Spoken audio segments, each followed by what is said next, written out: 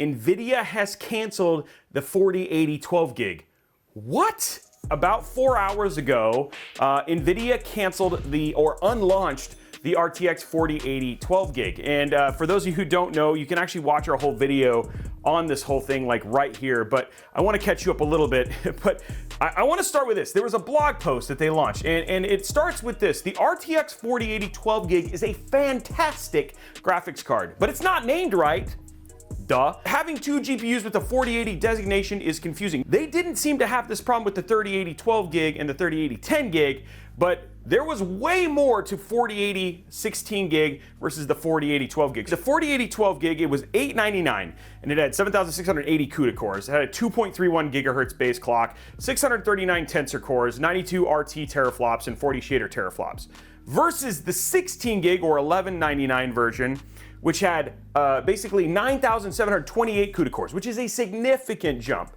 It also had a 2.21 gigahertz base clock and boosted up to 2.5 gigahertz with 780 tensor and 113 RT teraflops and 49 shaders. Point being is that unlike the 10 gig and 12 gig, which just had that memory thing, this was a significantly less powerful card. And then what happened is that then they posted benchmarks. They said, here's some actual benchmarks of the two cards, and people found out it was 40% less powerful. Now, from a pricing perspective, $1199 versus $899, that seemed fine, but the problem is that the 3080 launched at $899, and then the 4070, which is what the chipset moniker and all that stuff seems to fit, was a significantly less powerful card. So this felt very much like a money grab from the folks over at Team Green. Nvidia responded and unlaunched the RTX 4080. Now, the exciting thing is, because now, November 3rd, we get to see the entries from AMD. And I just released a video yesterday that essentially said, these are the things that AMD needs to do. And there's an even bigger gap right now because we have no idea when the lower end Team Green cards are going to be coming out. So, more importantly, based on the stuff that we just came up with, AMD needs to tell people, let us know what is the path for success, because right now people are just looking for reasons. And then if AMD comes out and says, hey, they're less power draw, right? Good for your European folks, and thank you for pointing that out. Very close, if not more powerful, for less money.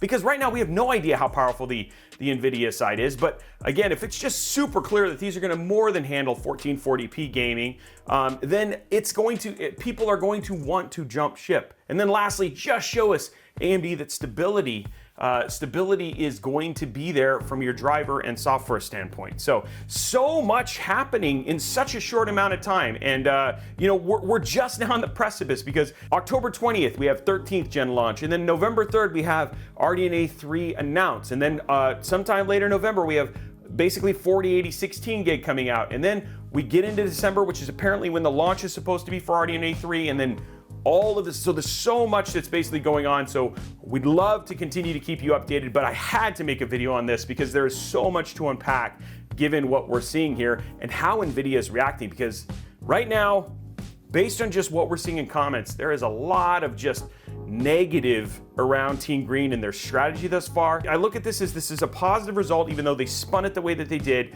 but it's good to see them react to consumers. But I'd love to know what you think.